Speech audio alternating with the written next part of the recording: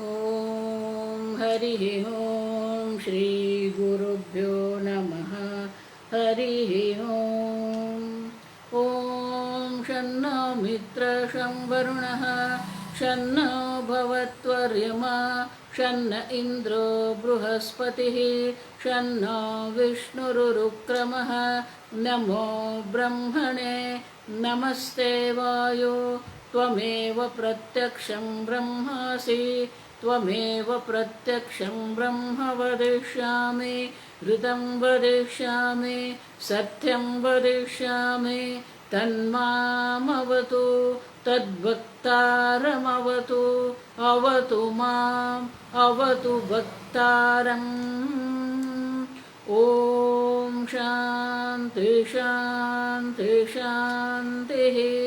ॐ सहनाववतु सहनौ भुनक्तु सह वीर्यं करवावहै तेजस्विनावधीतमस्तु मा विद्विषावहै। ॐ शान्ति शान्ति शान्तिः। सदाशिवसमारम्भां शङ्कराचार्यमध्यमाम् अस्मदाचार्यपर्यन्तां वन्दे गुरुपरम्परां।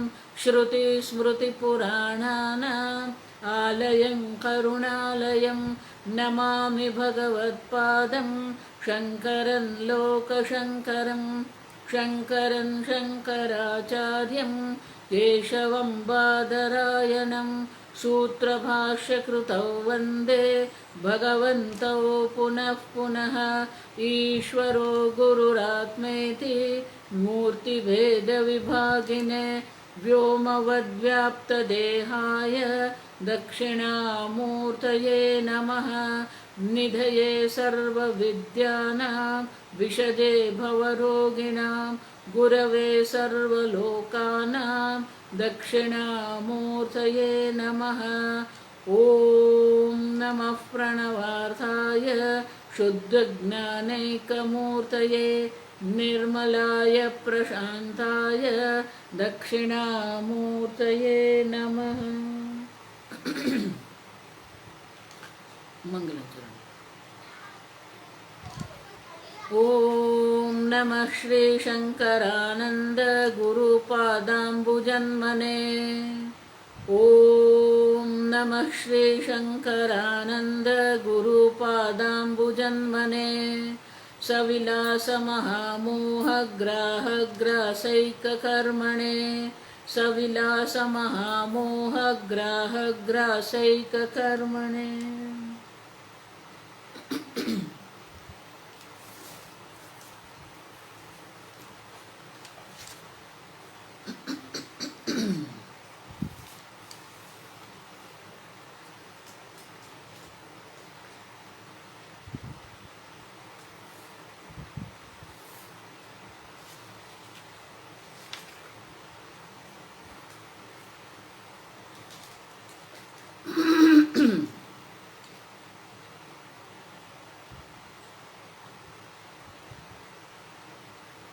श्लोक नंबर 8।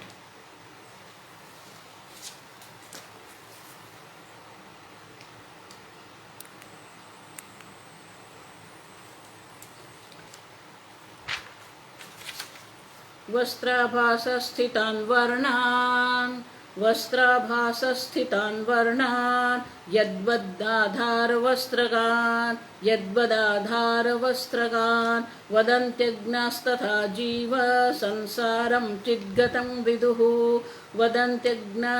वदन्त्यज्ञास्तथा जीव संसारं चिद्गतं विदुः।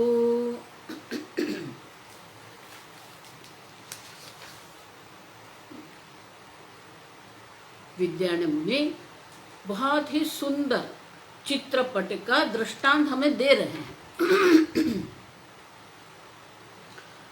अब चित्र में जिस प्रकार से मनुष्य है, मनुष्य का वस्त्र का जो चित्रण करते हैं, अलग अलग प्रकार के मनुष्य के अलग अलग प्रकार के वस्त्र हैं और अलग अलग प्रकार के वस्त्र में अलग अलग प्रकार के रंग हैं, और इसलिए कहते हैं वस्त्राभासा स्थितान वर्णान। जो वस्त्र का आभास है, वो चित्र में जो मनुष्य को वस्त्र पहनाया हुआ है वो वस्त्र नहीं है, वस्त्र का आभास है। मूल वस्त्र जो है वो तो पट है, चित्रपट है। चित्र का जो पट है वो कपड़ा जो है वो वस्त्र है, लेकिन उसके ऊपर जो मनुष्य को वस्त्र पहनाया हुआ है वो वस्त्र तो आभास मात्र है। तो इसलिए आगे हम देख के गए वो आभास इसलिए है क्योंकि वो शीत या उष्णता का निवारण कर सकते नहीं है। तो इसलिए इस श्लोक में कहते हैं वस्त्राभास स्थितान वर्णान। जो आभासी वस्त्र जो वहां पर है, आभासी वस्त्र जो वहां पर है, उनमें अनेक प्रकार के रंग है, अनेक प्रकार के आकार भी है। यद्वद आधार वस्त्रगान, जिस प्रकार से आधार वस्त्र में ये अलग अलग प्रकार के वस्त्र का आभास हो रहा है, जो मूल वस्त्र जो है आधार है वो, आप समझो, एक वस्त्र है जो आधार है, दूसरा वस्त्र है जो आभास है। आधार और आभास ये दो शब्द समझ लो आप। तो एक जो वस्त्राभास जो है और एक वस्त्र आधार है। अब वस्त्र जो आधार वस्त्र जो है उसमें कोई रंग नहीं है, उसमें कोई आकार नहीं है। तो आधार वस्त्र में आभास वस्त्र के जितने भी वर्ण हैं, वस्त्राभासान वर्णान, तो जितने भी वर्ण है माने रंग जो है, रंग है या आकार भी हम कह सकते हैं, आप समझो, प्रकार भी हम कह सकते हैं। जो लड़की है उसने फ्रॉक पहना हुआ है, लड़का है उसने पैंट पहना हुआ है, तो अलग अलग आकार भी है, अलग अलग कद भी है, अलग अलग रंग भी है। लेकिन जो आधार वस्त्र जो है, आधार वस्त्र में कुछ भी नहीं है। और इसलिए कहते हैं जिस प्रकार से आधार वस्त्र में वस्त्राभास के जितने भी रंग है, आकार है, रूप है, वो नहीं है। वस्त्राभासान वर्णान यद्वत, जिस प्रकार से, यद्वत माने कि जिस प्रकार से आधार वस्त्र में आभास वस्त्र के कुछ भी नहीं है, उसी प्रकार से चिद्गतम, जो चैतन्य स्वरूप आत्मा है, वो चैतन्य स्वरूप आत्मा में जीव संसारम चिद्गतम विदुहु अग्नाहा वदंती। अब देखो देखो वेदांत ये नहीं है कि पहले संसार है और संसार की हमें निवृत्ति करनी है, बंधन है और बंधन की निवृत्ति करनी है, ये वेदांत नहीं है। अब समझो ठीक से, जिस प्रकार से आधार वस्त्र में वस्त्राभास है मानी कि वस्त्र है ही नहीं, वो दिखते हैं, आभास मानी वो वस्त्र दिखते हैं हमें, वो वस्त्र भी दिखते हैं जो मनुष्य को ढक रहा है, लेकिन जो मूल वस्त्र जो आधार वस्त्र है उसमें वस्त्र है ही नहीं। अब समझो, उसी प्रकार से चिद्गतम तथा अग्नाः वदन्ति जीव संसारम। अब देखो उसी प्रकार से जो अज्ञानी जन है वो कह रहे हैं ये जीव है, ये जीव का संसार है, ये जीव का जन्म मरण है। अब देखो अज्ञानी जन ऐसे कहते हैं कि ये है, सही में नहीं है। देखो इसीलिए मैं बार बार आपको कहती हूँ, भगवान ये नहीं कहते हैं कि आपको मोक्ष प्राप्त करना है, भगवान ये नहीं कहते कि आपका जन्म मृत्यु से आपकी मुक्ति करनी है, नहीं, जन्म मृत्यु है ही नहीं, आप समझो ये अलग है। सब लोग देखो कितने सारे संप्रदाय चल रहे हैं, आप आइए हम आपको मोक्ष देंगे, मोक्ष देना नहीं है। अब देखो अग्नाहा वदंती, जो अज्ञानी जन है ये ऐसा कहते हैं, ऐसा विदुहु, ऐसे विद्वत जन कहते हैं, विद्वत जन कह रहे हैं कि अज्ञानी जन के मुख से ये बात हो रही है कि भाई ये वस्त्र है, ये वस्त्र के रंग है, ये वस्त्र के आकार है, ये वस्त्र के कद है, नहीं है।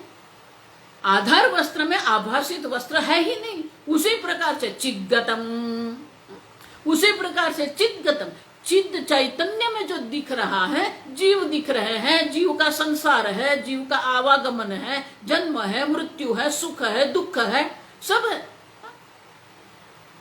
नहीं है। अब समझो अज्ञानी जन के लिए है, देखो ये बहुत सुंदर है, वेदांत की ये विशेषता है। अब जो भी समस्या आप देख रहे हैं, आपके लिए जो समस्या है, उस समस्या के मूल में हमें जाना है।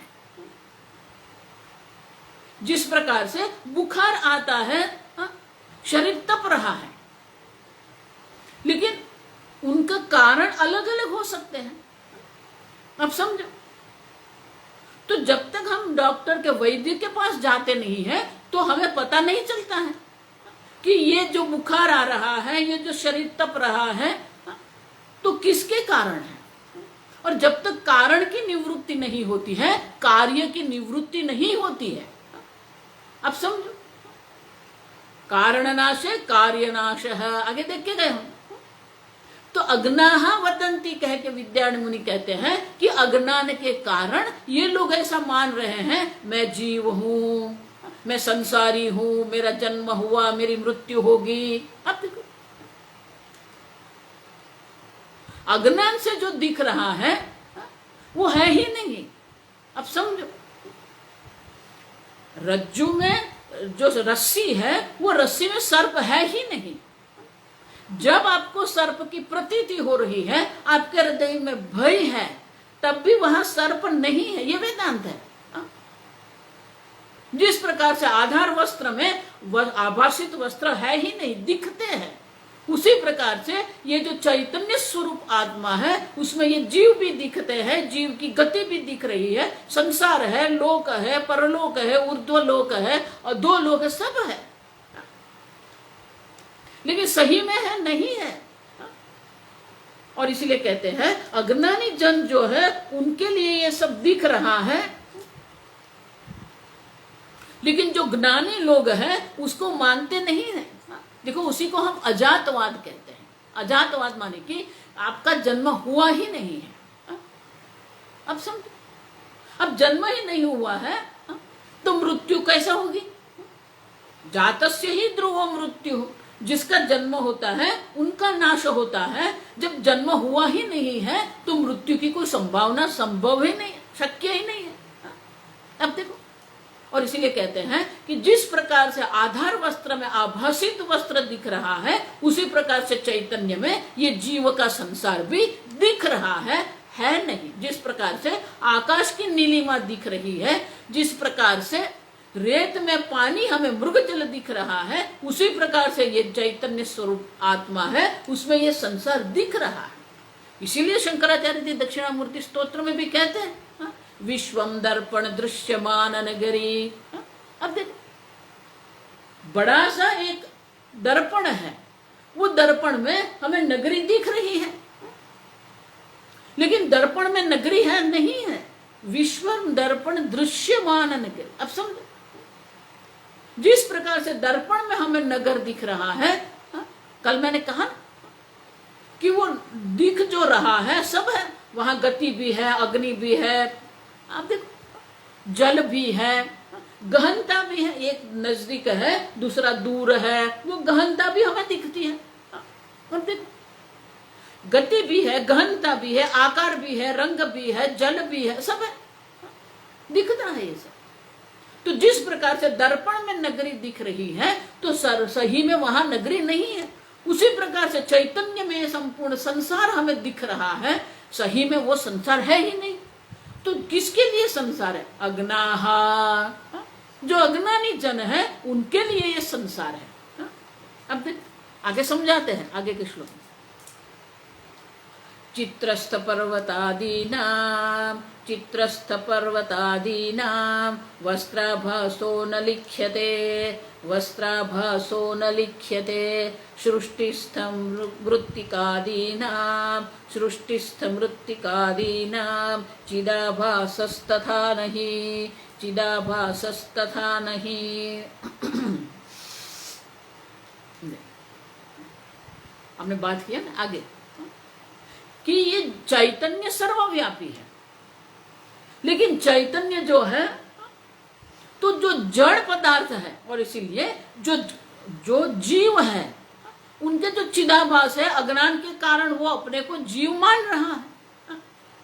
लेकिन ये जड़ पदार्थ जो है, पत्थर है, पर्वत है, नदी है, अब देखो मिट्टी है, तो ये मृत्तिकादीना, इसलिए दूसरे में है सृष्टिस्थ मृत्तिकादीनाम।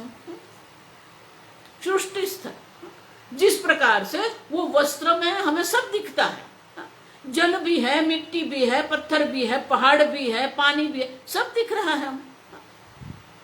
चित्रस्थ पर्वतादीनाम, चित्र में जिस प्रकार से पर्वत आदि है, वस्त्राभास न लिख्यते। अब देख, बहुत सुंदर है ये। जिस प्रकार से पर्वत आदि है, उनके लिए कोई वस्त्र का आभास नहीं, माने कि उनको वस्त्र से ढकने की आवश्यकता नहीं है, वहां वस्त्र नहीं है, आधार वस्त्र है, लेकिन पर्वत के ऊपर वस्त्र का आभास नहीं किया है। उसी प्रकार से सृष्टिस्थ मृत्तिकादीनां, उसी प्रकार से जो सृष्टिस्थ, ये संपूर्ण जो ब्रह्मांड है, ये ब्रह्मांड में जो मृत्तिकादि जो है, उसमें क्या है, न चिदाभास है। जड़ पदार्थ में चिदाभास नहीं है, क्योंकि वहां सूक्ष्म शरीर का रहने की योग्यता है ही नहीं। ये शरीर जो है, स्थूल शरीर जिसको हम कहते हैं, जिसको भोगायतनम, अब भोग के लिए काउंटर है, ये भोग का स्थान है, लेकिन ये भोग का स्थान इसलिए है क्योंकि उनमें सूक्ष्म शरीर का रखने की संभावना है। यहां चिदाभास है, आप समझो, लेकिन जो जड़ पदार्थ है वहां चिदाभास नहीं है। तो जड़ और चेतन का जो विभाग है वो चैतन्य के कारण नहीं है, क्योंकि जड़ में भी चैतन्य है और चिदाभास है, और जो जीव है उसमें भी चैतन्य है। चैतन्य तो सर्वत्र समान है, आप समझो, लेकिन जड़ हम उनको इसके लिए इसलिए कह रहे हैं क्योंकि वहां चिदाभास है ही नहीं। जिस प्रकार से जड़ वस्तुओं को वस्त्र का आभास करने की आवश्यकता नहीं होती है, उसी प्रकार से जड़ वस्तु जो है, ये सृष्टि में मृत्तिका आदि जो जड़ है, पदार्थ है, उसमें किसी भी प्रकार से कोई चिदाभास नहीं है, और चिदाभास नहीं होने के कारण वो जड़ दिख रहे हैं। मनुष्य आदि जो है वहां चिदाभास है, इसलिए वो चेतन दिख रहे हैं। तो जड़ और चेतन जो है वो चिदाभास है या चिदाभास नहीं है, उनके आधार पर हम निर्णय करते हैं। चैतन्य का अस्तित्व नहीं है, ऐसा नहीं है, आप समझो। ऐसा नहीं कि जड़ में चैतन्य नहीं है, वहां भी चैतन्य है। देखो, वही मैंने आरंभ में कह दिया कि सर्वत्र चैतन्य है। मैं चैतन्य स्वरूप हूं, वो समझ जाते हैं। मैं स्वतः सिद्ध स्वप्रकाश चैतन्य स्वरूप में समझ जाते हैं, लेकिन ये जड़ जगत भी चैतन्य मात्र है, लेकिन उसमें चिदाभास न होने के कारण वो चेतनता अभिव्यक्त नहीं हो रही है, और इसलिए जड़ता हमें दिख रही है। और इसलिए कहते हैं कि जिस प्रकार से जो चित्र है, वो चित्र में हमें मनुष्य का वस्त्राभास किया जाता है, लेकिन जड़ पदार्थ का वस्त्राभास नहीं होता है। उसी प्रकार से ये सृष्टि में भी जो चेतन है वहां चिदाभास है, लेकिन जो जड़ पदार्थ है वहां चिदाभास नहीं है। अब सुन आगे, संसारः परमार्थोऽयं संलग्न स्वात्मवस्तुनि इति भ्रान्तिरविद्या स्यात् विद्येयेषा निवर्तते। देखो, बहुत सुंदर है। आगे कह दिया, अग्नाः वदन्ति। तो हमारी समस्या जो है वो वस्त्राभास हमारी समस्या नहीं है, चिदाभास हमारी समस्या नहीं है, अब समझो। लेकिन चिदाभास जो है उसी को हमने अहम मान के रखा है, उसी को हम मैं मान के रखते हैं। किसके कारण? अग्नाः वदन्ति, अज्ञान के कारण ये सब हमें दिख रहा है।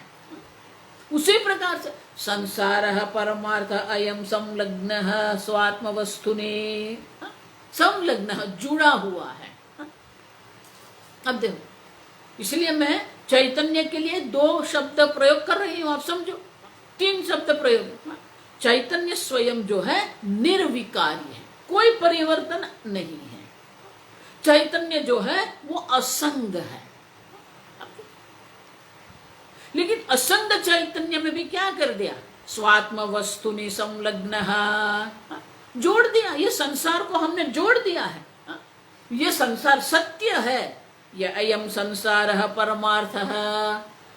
अब देखो, जो है ही नहीं उसको हमने पहले तो है मान लिया, और अभी उसको सत्य मान के हम कह रहे हैं कि ये संसार जो है वो आत्मा का संसार। हमने, आपका कोई संसार है ही नहीं, लेकिन हमने जोड़ दिया है। चैतन्य स्वरूप आत्मा को हमने संसार के साथ जोड़ दिया है, संलग्न है। क्यों? भ्रांति ही अविद्या इति, ये भ्रांति है।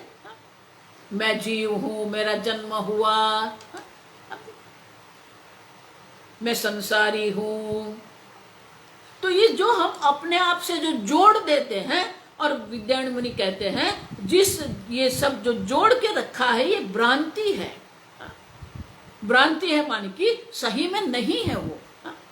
अब देखो, भ्रांति माने इल्यूजन नहीं, भ्रांति माने कि वो दिख रहा है, लेकिन अगर उनका अस्तित्व का हम विश्लेषण करते हैं तो वो नहीं है। लेकिन ये भ्रांति किसके कारण हुई? अविद्या, अविद्या भ्रांति ही, ये भ्रांति ही अविद्या है। विद्या एषः निवर्तते, अज्ञानेन आवृतं ज्ञानं तेन मुह्यन्ति जन्तवः। ये भ्रांति है, मोह है। मैं संसारी हूं, मेरा जन्म हुआ। अब जो अज्ञान से आगे कहा ना, अगर अज्ञान कारण है तो जब तक अज्ञान रूपी कारण की निवृत्ति नहीं होती है तब तक ये चिदाभास जो है, ये जीव है, ये संसार है, किसी की भी निवृत्ति संभव नहीं है। देखो, इसलिए मैं बार बार कहती हूं, आप जो भी करना है करो आपके जीवन में। आपको जितनी प्रसिद्धि प्राप्त करना है, आपको जितना भी धन प्राप्त करना है, आपको जितनी भी कुछ भी भोग करना है, आप करो। लेकिन एक बात समझ रखो आप, कि जब तक अज्ञान की निवृत्ति नहीं होती है तब तक मोक्ष की कोई संभावना ही नहीं है। और इसलिए विद्यारण्य मुनि स्पष्ट शब्दों में कहते हैं कि ये जो भ्रांति हो रही है, अपने में जीव भाव की जो भ्रांति हो रही है, अपने में चिदाभास की जो भ्रांति हो रही है, और ये संसार की जो भ्रांति हो रही है, ये अविद्या है। भ्रांति ही अविद्या। अगर वो अविद्या है तो क्या होगा? विद्या एषः निवर्तते, विद्या से ही उनकी निवृत्ति होती है। अज्ञान की निवृत्ति ज्ञान से है, और इसीलिए भगवान कहते हैं अज्ञानेन आवृतं ज्ञानं तेन मुह्यन्ति जन्तवः। आपका जितना भी मोह है, आपका जितना भी शोक है, वो सब अज्ञान के कारण है। और अज्ञान की निवृत्ति कैसे करेंगे? अगले श्लोक में भगवान कहते हैं ज्ञानेन तु तद अज्ञानम नाशितम आत्मनः। अब देखो, अब समझो, न कर्तृत्वम न कर्माणि न कर्म फल संयोग अज्ञानेन आवृतं ज्ञानम तेन मुह्यन्ति जन्तवः। न कर्तृत्व है, न कर्म है, न कर्म फल से कोई संयोग है। आप समझो, कुछ भी नहीं है। न कर्म है, न कर्म फल है, न कर्म फल से हमारा संयोग हो रहा है, न कर्तृत्व है। फिर भी क्या होता है? अज्ञानेन आवृतं, ये अज्ञान के कारण हम सबको ये दिख रहा है, और उसी कर्म में हम मोहित हो रहे हैं। मोह और शोक में हम पड़े हुए हैं। अब देखो, शंकराचार्य जी भी गीता में ये कहते हैं, शोक मोह निमग्न अर्जुन। अर्जुन भी क्या हो गया? शोक संविघ्न मानसः। लेकिन शोक का कारण क्या है? मोह है, भ्रांति है। और भ्रांति का कारण क्या है? अविद्या है। अब समझो, अविद्या है, उसके कारण मोह है, और मोह के कारण ये शोक है। तो ये जो शोक की हमारी निवृत्ति करनी है, मैं दुखी हूं। अब देखो, तो विद्या एषः निवर्तते, ज्ञान से ही ये अज्ञान की निवृत्ति होती है। अविद्या की निवृत्ति विद्या से ही होगी। और इसलिए विद्यायन मुनि कहते हैं कि ये जितना भी सब कुछ दिख रहा है हमें, चैतन्य स्वरूप जो वस्त्र आधार है उसमें ये सब हमें दिख रहा है, लेकिन सही में वो नहीं है। अज्ञान के कारण सब दिख रहा है। और अज्ञानी जन कहते हैं कि मैं जीव हूं, मैं संसारी हूं। अब और इसलिए कहते हैं कि विद्या के द्वारा ही उनकी निवृत्ति हम कर सकते हैं,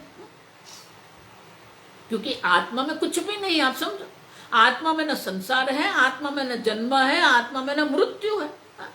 लेकिन अज्ञान के कारण वो कह रहे हैं, आत्मा से जोड़ दिया है, स्वात्मनि संलग्न है।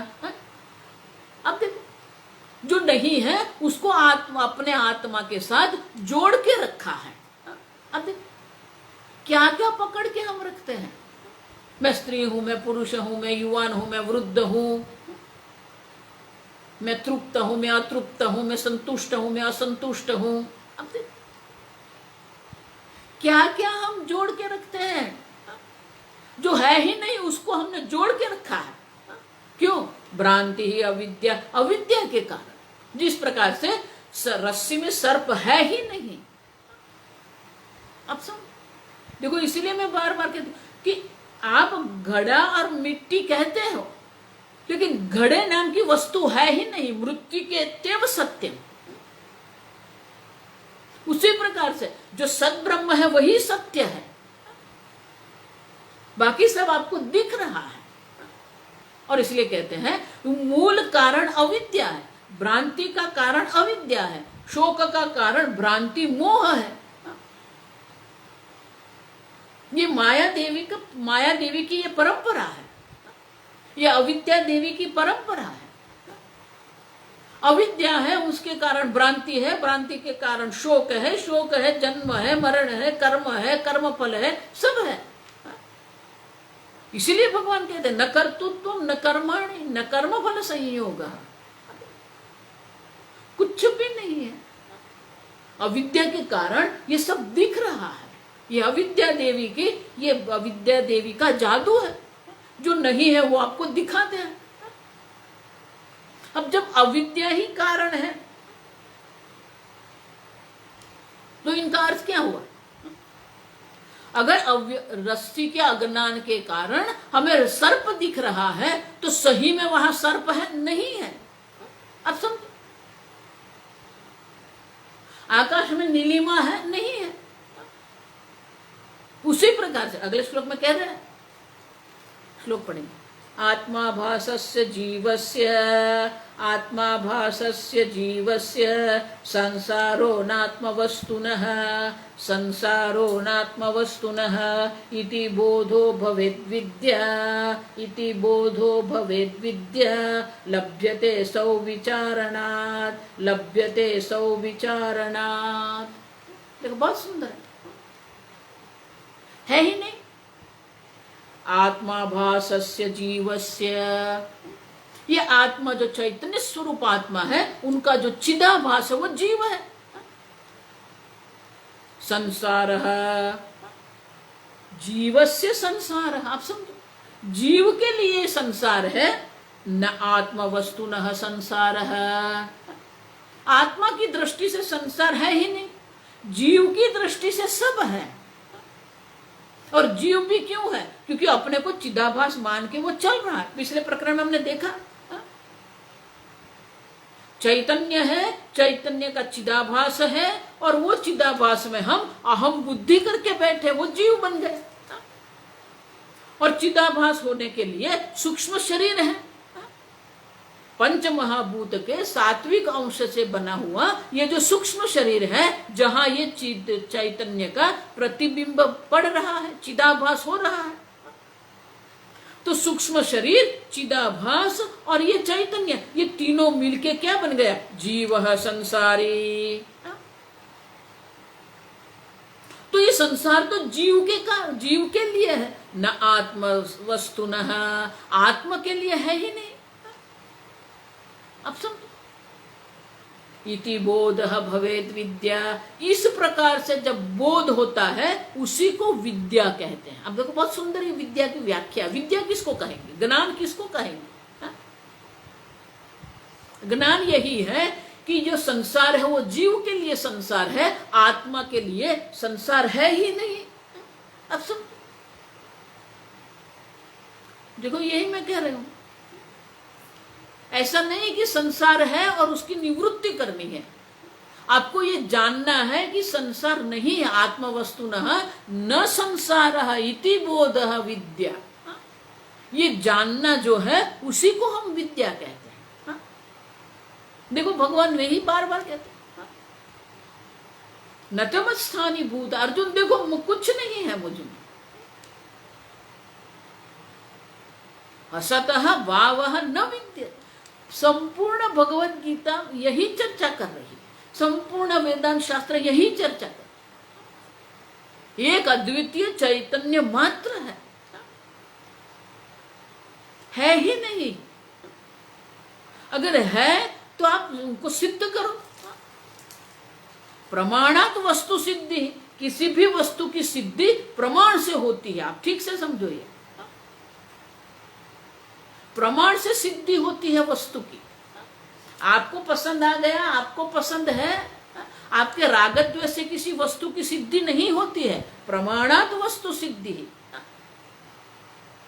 ये बहुत समझने की बात है। आप अगर देखेंगे विचारणात्, इसलिए कहते हैं असौ विचारणात्। अगर आप विचार करेंगे, विश्लेषण करेंगे, तो आपको समझ में आएगा ये संसार नहीं है। प्रमाण से संसार सिद्ध नहीं होता है, प्रमाण से जीव सिद्ध नहीं होता है। प्रमाण से आत्म चैतन्य, एक अद्वितीय चैतन्य सिद्ध होता है। देखो, इसलिए ये घड़े का दृष्टांत मैं हमेशा आपको देती हूं। प्रमाणात वस्तु सिद्धि ही। अब देखो, घड़े की अगर आपको सिद्धि करनी है, घड़ा है मानी सिद्धि करना है। लेकिन क्या घड़ा सिद्ध होता है? नहीं होता है। आपके प्रमाण ही घड़े को नकार रहे हैं। घड़े पर आप आवाज करेंगे तो वो जो आवाज, ध्वनि जो है, वो ध्वनि घड़े की ध्वनि है या मिट्टी की ध्वनि है? अब देखो, अगर घड़े की ध्वनि है तो धातु का जो घड़ा है उनका भी उसी प्रकार से आवाज ध्वनि होनी चाहिए, लेकिन वो नहीं है। धातु का जो घड़ा है उनका ध्वनि अलग है और मिट्टी का जो घड़ा है उनका ध्वनि अलग है। तो ध्वनि जो है वो मिट्टी का ध्वनि है, घड़े का ध्वनि नहीं है। तो आपकी कर्णेंद्रिय जो है प्रमाण है, 5 इंद्रिय 5 प्रत्यक्ष प्रमाण है। तो आपकी कर्णेंद्रिय घड़े की सिद्धि करते हैं या मिट्टी की सिद्धि करते हैं? अब देखो, आपकी कर्णेंद्रिय कहती है ये मिट्टी है। अब स्पर्श करो, आपकी जो स्पर्शेंद्रिय है, अब देखो घड़े का स्पर्श होता है या मिट्टी का स्पर्श होता है? आपकी स्पर्शेंद्रिय कहती है ये मिट्टी है, घड़ा है नहीं। अब समझो, अब चखो, रसनेन्द्रिय। तो आपके रसनेन्द्रिय में घड़े का ज्ञान है या मिट्टी का ज्ञान है? मिट्टी का ज्ञान है। और गंध जो है, वो गंध भी मिट्टी की गंध है या घड़े की गंध है? अब देखो, तो आपके जो प्रमाण है वो प्रमाण भी किसको सिद्ध करते हैं? घड़े को सिद्ध करते हैं या मिट्टी को सिद्ध करते हैं? विचार करना है। प्रमाण विचार हमें करना पड़ेगा। प्रमाण विचार अगर हम करते हैं तो हमें समझ में आते हैं कि घड़ा है ही नहीं, मृत्यु के तेव सत्य। देखो, मैंने 4 इंद्रियां बोली हैं, हाँ? थोड़ा सावधान रह के सुनो, हाँ हाँ मत करते रहो। मैंने 4 प्रमाण की बात किया। कर्णेंद्रिय है, स्पर्शेंद्रिय है, रसनेन्द्रिय, घ्राणेन्द्रिय है, हाँ? वो बीच में रह गई चक्षुरेन्द्रिय।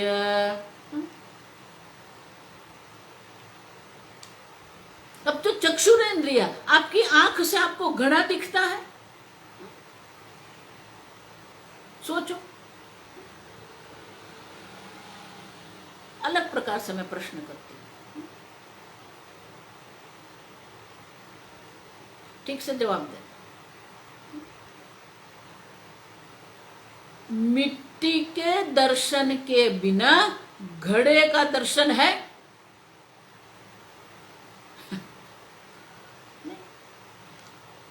तो आंख आपकी मिट्टी दर्शा रही है आपको, अब समझो।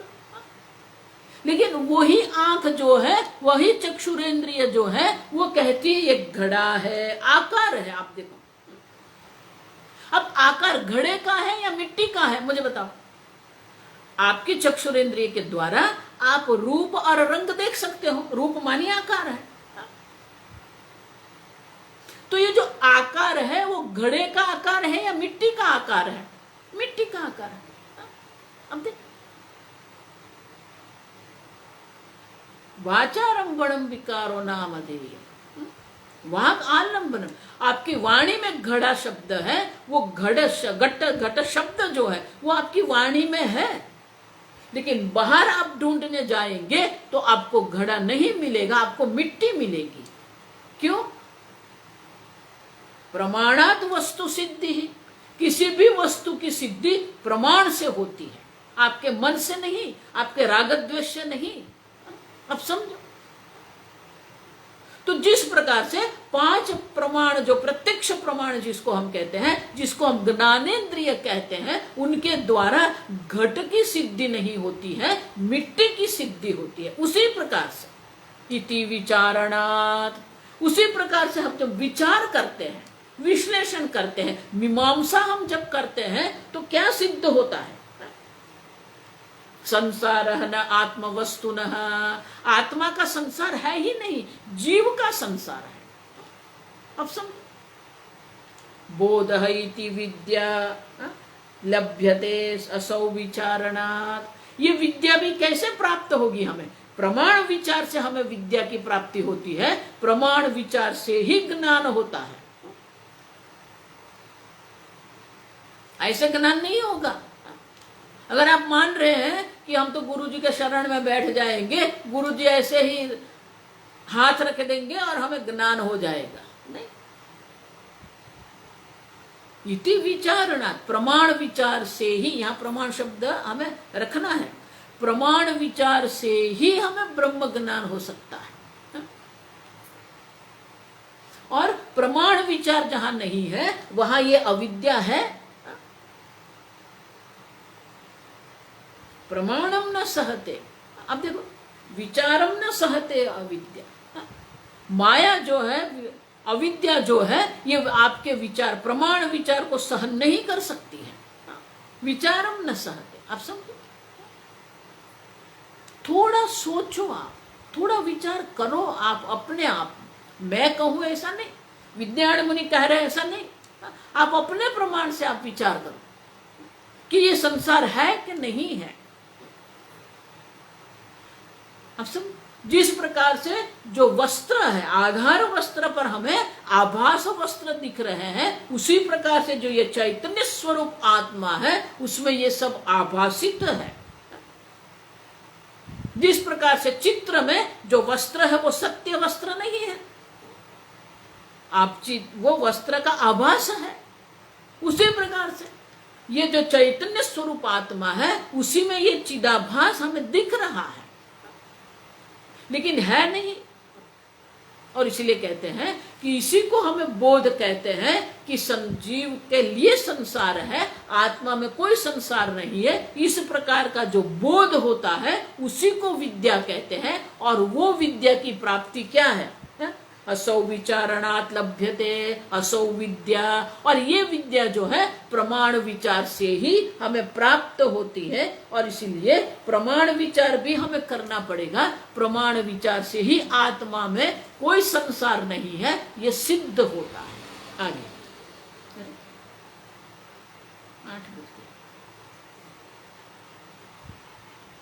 तो प्रमाण विचार से ही विद्या प्राप्त होती है और विद्या से ही अविद्या की निवृत्ति होती है। अविद्या की एक बार निवृत्ति हो गई तो मोह भ्रांति की निवृत्ति हो जाएगी, और मोह भ्रांति नहीं है तो शोक भी नहीं रहेगा। देखो ये हम रिवर्स जाएंगे।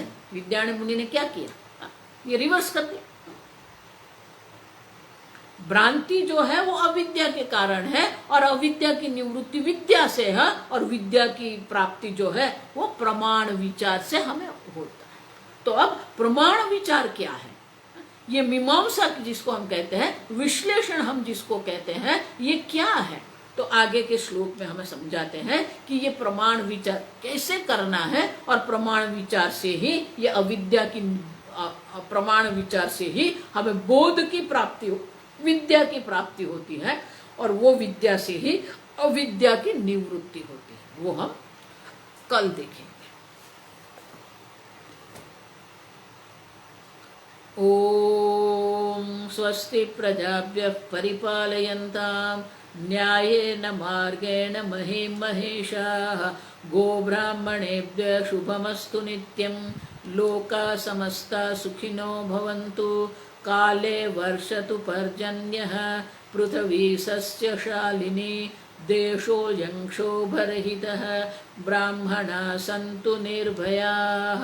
ओम सर्वेषां स्वस्तिर्भवतु सर्वेषां शान्तिर्भवतु सर्वेषां पूर्णं भवतु सर्वेषां मङ्गलं भवतु सर्वे भवन्तु सुखिनः सर्वे सन्तु निरामयाः सर्वे भद्राणि पश्यन्तु मा कश्चित् दुःखभाग् भवेत् असतो मा सद्गमय तमसो मा ज्योतिर्गमय मृत्योर्मा अमृतंगमय। ओम पूर्णमदः पूर्णमिदं पूर्णात् पूर्णमुदच्यते पूर्णस्य पूर्णमादाय पूर्णमेवावशिष्यते। ओम शांति शांति शांति। हरिः ओम श्री गुरुभ्यो नमः।